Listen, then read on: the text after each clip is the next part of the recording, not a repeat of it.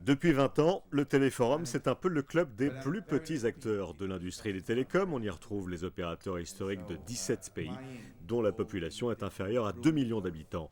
La plupart se trouvent sur le continent européen, Luxembourg, Liechtenstein, Andorre. Mais Téléforum inclut aussi des contrées un peu plus lointaines, comme le Suriname, le Cap-Vert ou encore l'île d'Alan, un État autonome situé en mer Baltique. Point commun entre tous, la nécessité de résister à la concurrence des pays voisins et faire face à l'augmentation galopante de la consommation de l'Internet mobile. On dit que la croissance de l'Internet mobile, c'est x4 tous les ans. La croissance de l'Internet fixe, c'est 30 à 60% par an.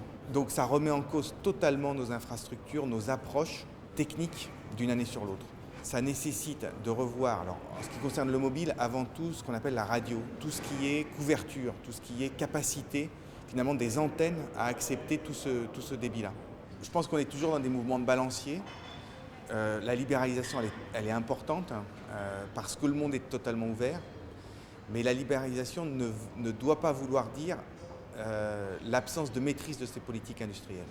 À Monaco, l'opérateur historique a donc su trouver des relais de croissance en se développant à l'étranger, en Afrique, en Afghanistan et au Kosovo. Sur son marché national, l'exiguïté du territoire et les demandes spécifiques poussent Monaco Télécom à trouver des solutions innovantes avec ses partenaires industriels.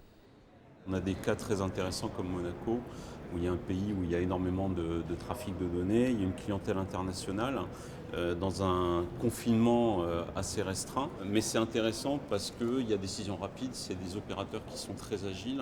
Il y a une demande intéressante au niveau des entreprises, le résidentiel, le tourisme.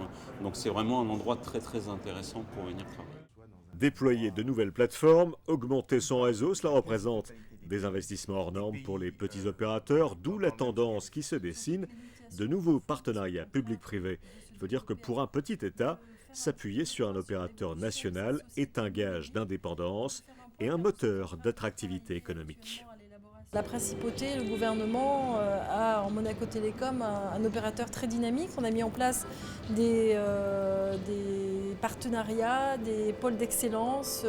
On se réunit régulièrement, il y a beaucoup d'échanges et on essaye effectivement de donner à nos résidents et à nos entreprises qui sont nombreuses tous les moyens techniques nécessaires pour communiquer, parce que Monaco, de par sa taille, doit communiquer énormément avec l'intégralité du monde et donc a besoin, c'est crucial, de se développer par l'intermédiaire de tous ces moyens de télécommunication. Et le prochain grand chantier pour l'opérateur monégasque, se positionner sur le marché des services liés au cloud computing, l'hébergement et la sécurisation des données. C'est sans doute la grande bataille des années à venir.